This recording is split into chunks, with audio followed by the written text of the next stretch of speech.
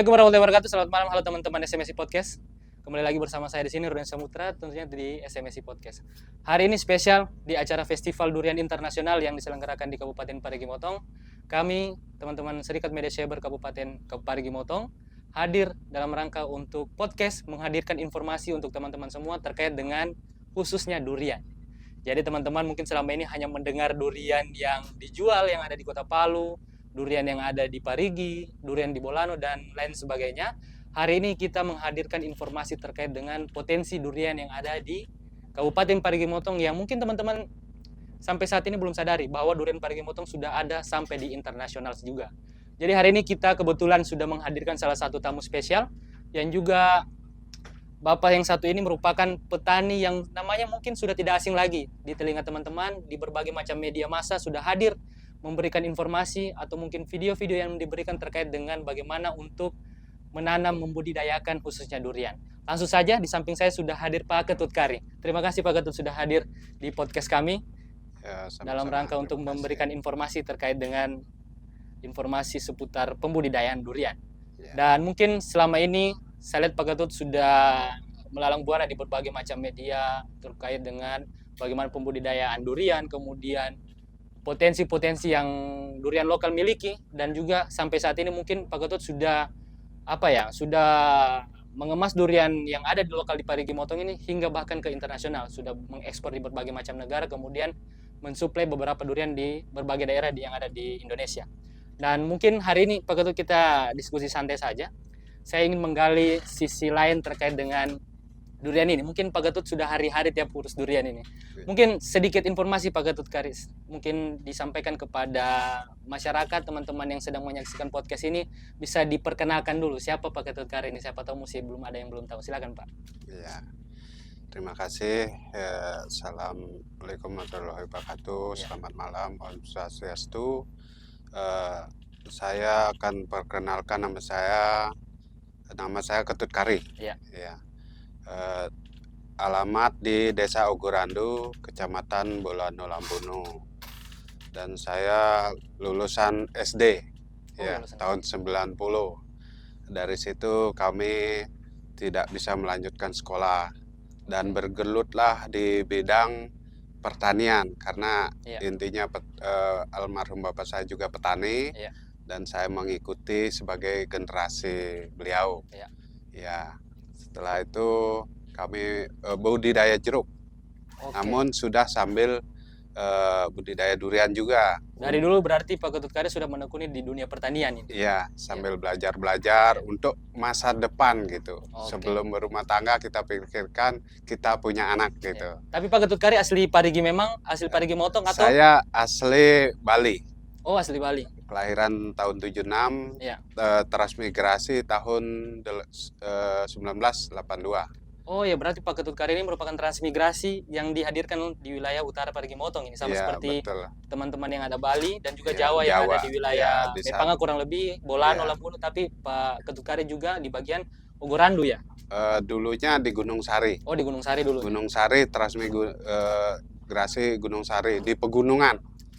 Di bagian pegunungan, namun tidak layak selanjutnya dihuni, kita pindah ke Desa Ogorandu, tapi kita beli sendiri lokasinya.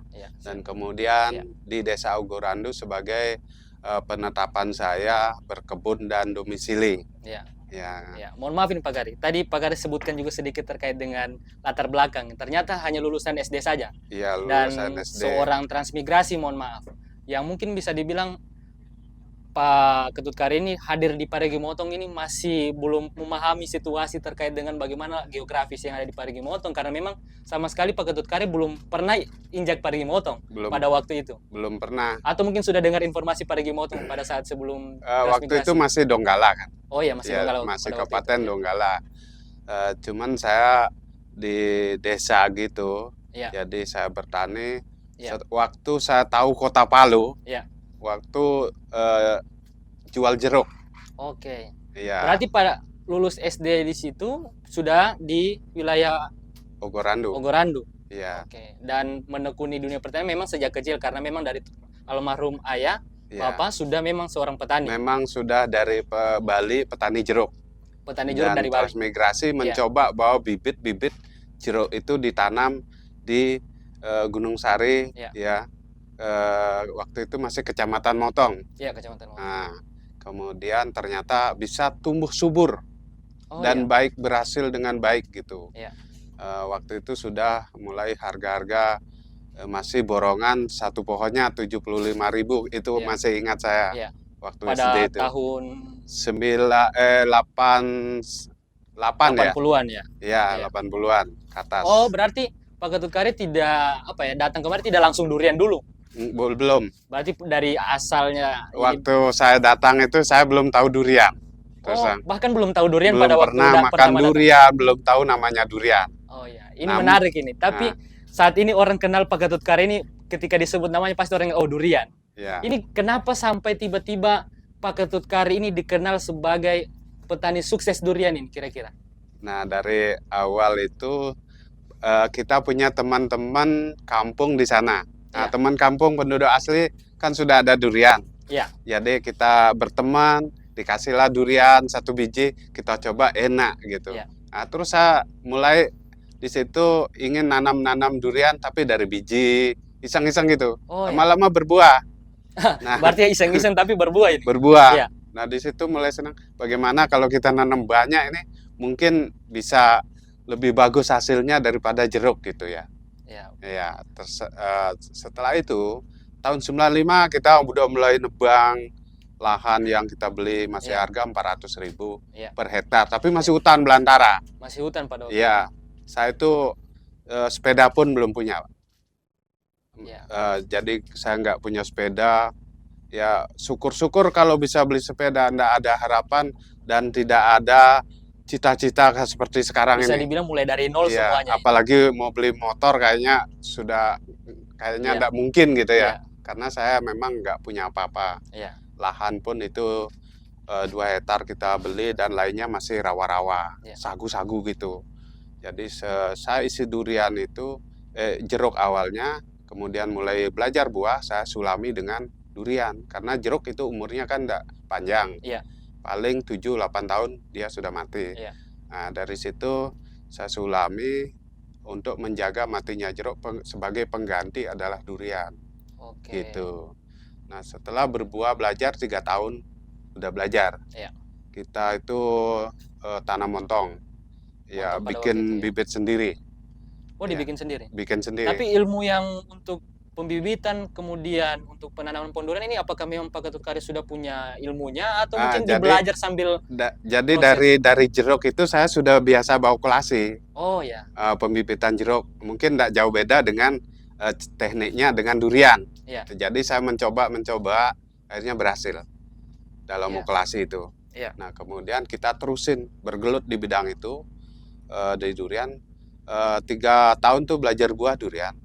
Itu mulai belajar itu sebetis kaki ya besarnya. Nah, dulu awalnya nanam itu saya cuma diketawain aja sama orang-orang. Nanam durian kok banyak sekali, siapa yang mau beli, siapa yang mau ini ya, mau bawa kemana gitu. Awal mula tanam durian tahun berapa itu? Tahun 95 saya tanam tapi gagal. 95 karena saya nggak punya modal ya. Ternyata itu perlu pengairan di saat kemarau. Nah, saya nggak punya alkon untuk pengairan itu, jadi gagal itu. Tapi saya nggak putus asa sampai di situ. Saya mencoba terus. Pelan-pelan kita dapat penawaran dari BRI. Terus terang waktu itu masih 3 juta. Masih BRI Motong. Belum seperti sekarang komunikasinya lancar ya. Nah, kita sampai ke Motong tuh antrian sampai kadang 1 hari nggak dapat kebagian itu. Pada waktu itu Pak Ketut Kari belum dilihat sebagai petani yang sudah seperti saat dilihat, ini. Cuma saya ditawarin takut-takut juga kan ambil hutang kayak gitu. Karena yang kita harap juga belum ada gitu. Dan tidak langsung sukses sebenarnya ceritanya Pak Ketut Kari. Tapi durian sudah mulai belajar bunga. Waktu itu. Nah, terpaksa saya ambil itu tawaran itu 3 juta. Akhirnya saya gunakan dengan baik dan berkembanglah. Dan dari modal itu awal cerita. Modal itu. Awal cerita Pak Ketut Kari menanam dan kemudian bisa menghasilkan. Setelah itu kita jual durian. Sudah mulai ke Gorontalo, tapi sampai sana tidak ada yang beli. Berarti panen awal Pak Ketut Kari sudah mencoba menjual duriannya ke luar daerah. Keluar daerah itu untuk memperkenalkan lebih luas lagi pasarannya, Iya. gitu maksud saya. Iya. Karena di rumah itu sudah rame sih orang paham dengan ini, Iya. mulai paham. Waktu itu belajar buah, orang teman-teman itu datang 5 orang, 2 orang. Nah mereka itu bawa informasi Iya. dari bibir ke bibir, ya. Iya. Akhirnya jadi rame, booming jadinya. Iya. Nah mulai lancar itu waktu itu masih harga 12.500 per kilo. Per kilo. Per kilo. Iya. Nah saya mulai banyak panennya itu mulai 2004. 2004 Iya. itu mulai banyak panen. Mulai Panen banyak. awalnya di tahun berapa? Di tahun 98. 98. Itu Iya. kurang lebih berapa tahun dari proses pembibitan awal sampai dengan 3 panen? tahun. 3 tahun. 3 tahun udah belajar. Dan kemudian semakin tahun meningkat. Iya. Itu mencapai sudah sampai 15 ton. Iya. Ya. Oke. Kalau kali 2.500 itu sudah hampir 200 juta ya. Iya. Berarti Kira-kira dari awal Pak Ketut Kari mulai menanam durian ini, apakah langsung banyak ditanam atau pada saat 100 pohon langsung. di 108 pohon. luasan hektar berapa? 1 hektar lebih sedikit 1 aja. hektar lebih sedikit. Itu Isinya. awalnya. Nah, semakin tahun lagi, nah kita setelah dari sebagai nasabah 3 juta, kita ditambah jadi 7 juta. Iya. Nah, di situ saya memperluas lagi untuk biaya itu. Iya. Dan kemudian tahun 2005 udah mencapai itu sampai 20 ton. 20 ton. Itu sudah harga mulai 15.000. Sudah mulai harga 15.000. Iya. Oke. Nah, tetap kita tekuni, jalani itu sampai nasabah jadi 30 juta. Pada waktu itu ya. Waktu itu, ya. Dan meningkat itu seterusnya sampai dengan saat ini. Saat ini saya potong dulu. Iya. 7 tahun lalu, tahun berapa itu? Ya, tahun berapa itu? Sekitaran 2006 atau itu mulai kena virus buah ya. Oh ya, 7 tahun dia lalu naik berarti. produksi sampai per pohonnya berapa itu? 1 ton lebih. Tapi yang remaja kita yang sudah kembangin itu ada 2 hektar. Iya. Itu menghasilkan umur 7 tahun menghasilkan 300 kilo.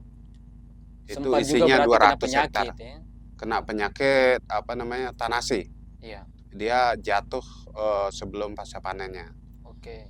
Nah, di situ mulai sudah produksinya meningkat. Kalau dihitung dengan sekarang, iya, kerugian itu tiap panen 3M lebih. 100 ton lebih. Ketika kena virus itu? Iya, ketika virus. Nah, ini yang perlu sebagai petani untuk mengajukan dan bisa mencari solusinya ke pemerintah gimana jalan solusinya. Iya. Ini sekarang montong yang terkenal adalah di Parigi Motong ya. Iya. Nah, durian Parigi Motong. Nah, ini kalau tidak ada penemuan hasil solusinya itu, mungkin nanti saya khawatir seperti lokal-lokal kita yang zaman dulu hilang, tinggal nama saja. Iya. Nah, ini gimana pemerintah bisa mencarikan solusi. Dan Pak Ketut Kari pada saat itu sudah berhasil lewat fase. Iya, selama 16 tahun saya berhasil.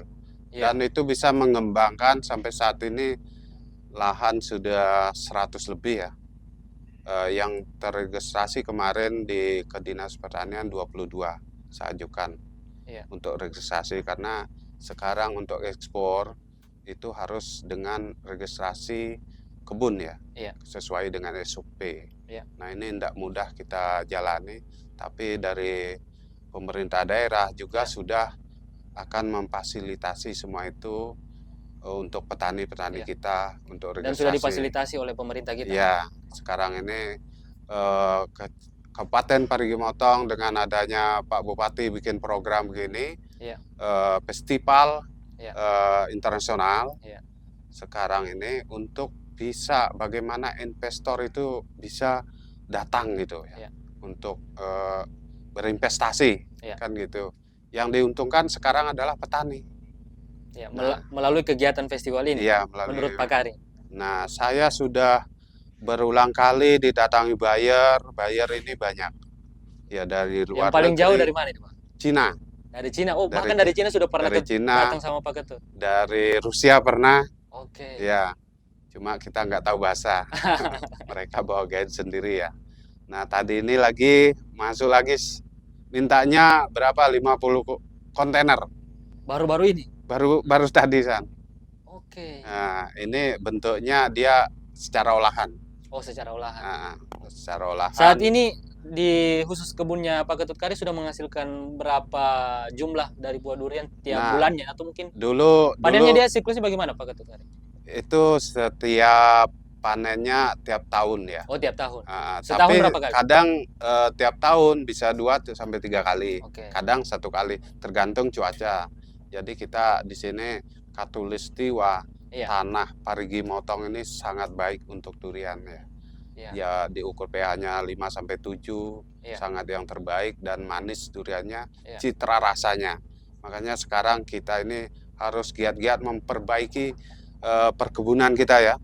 Masing-masing ini di pertanian teman-teman kita.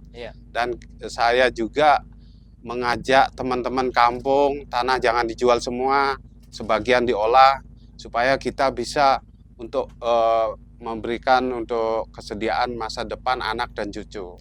Kita bergandeng tangan.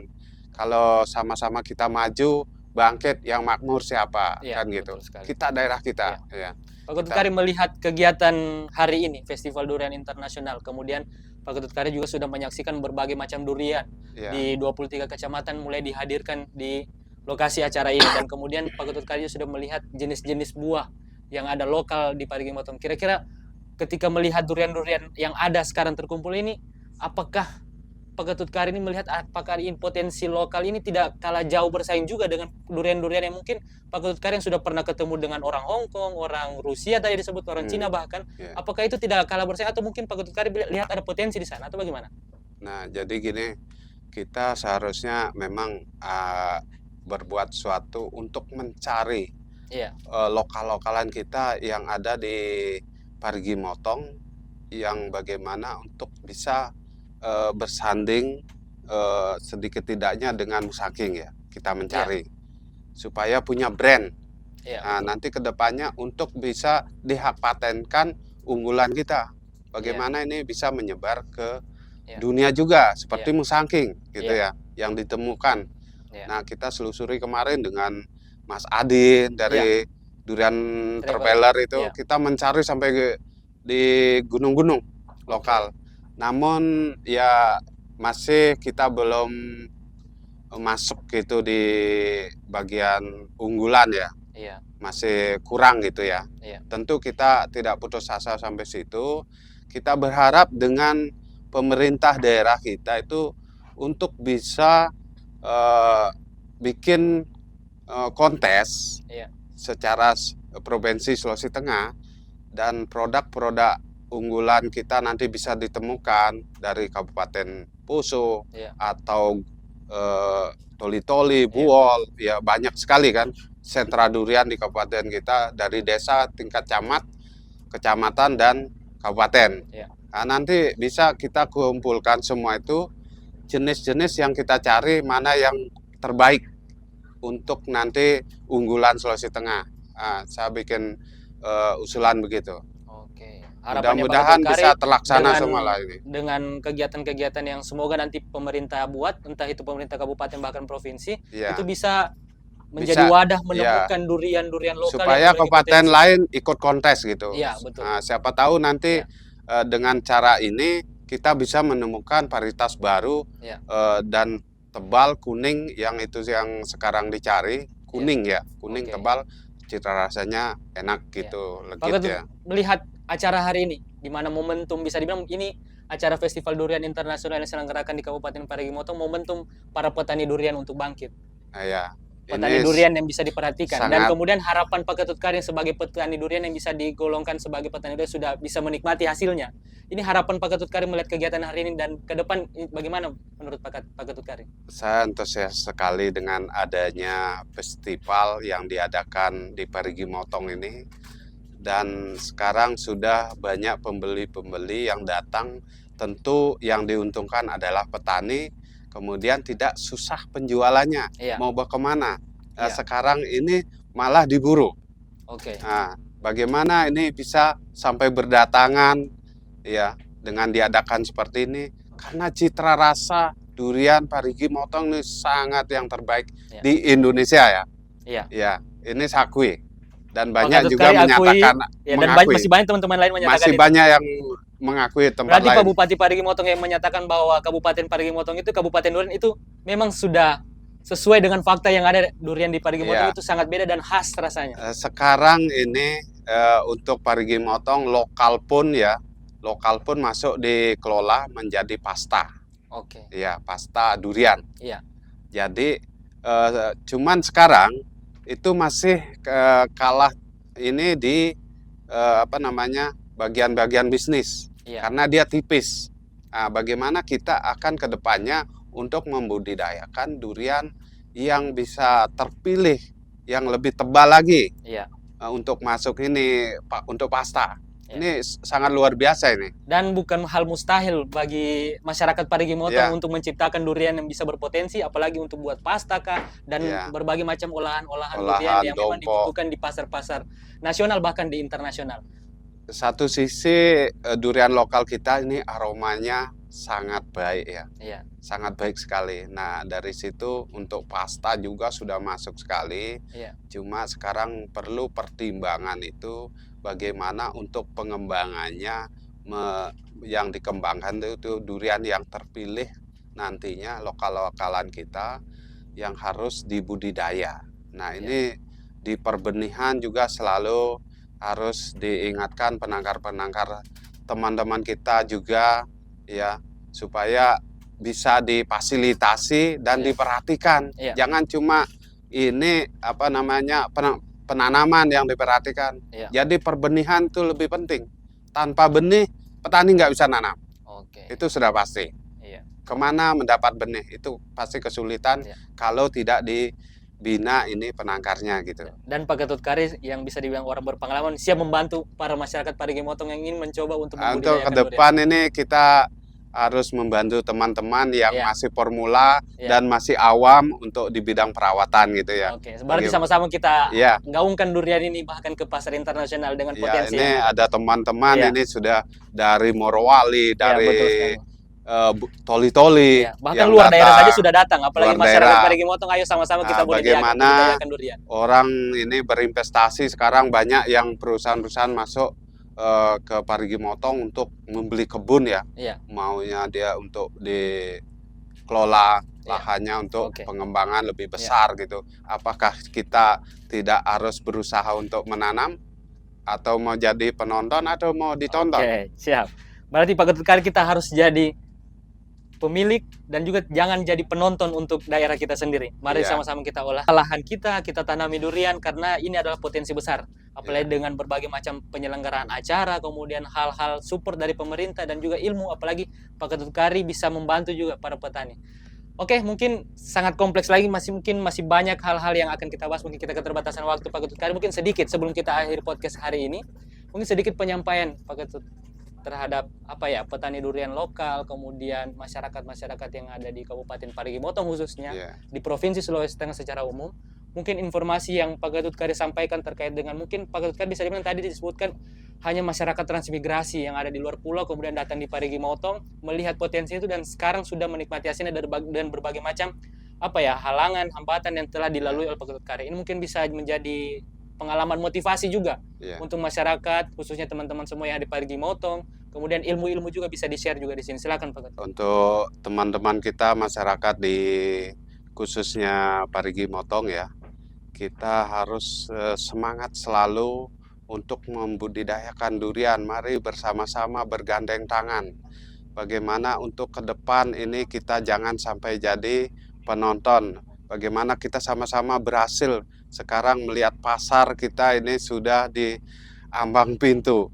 Tinggal kita ini harus lebih giat-giat lagi untuk mengembangkan durian. Parigi Motong bisa jadi sentra durian di mancanegara nanti, mendunia gitu ya.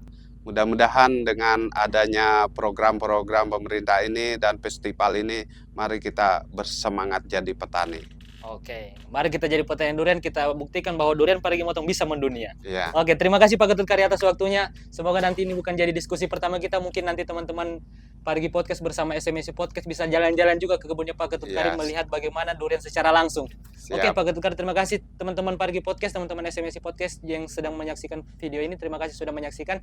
Jangan lupa saksikan video-video podcast persamaan dari SMSI Podcast lainnya. Terima kasih, saya dan Pak Ketut Kari pamit undur diri. Assalamualaikum warahmatullahi wabarakatuh.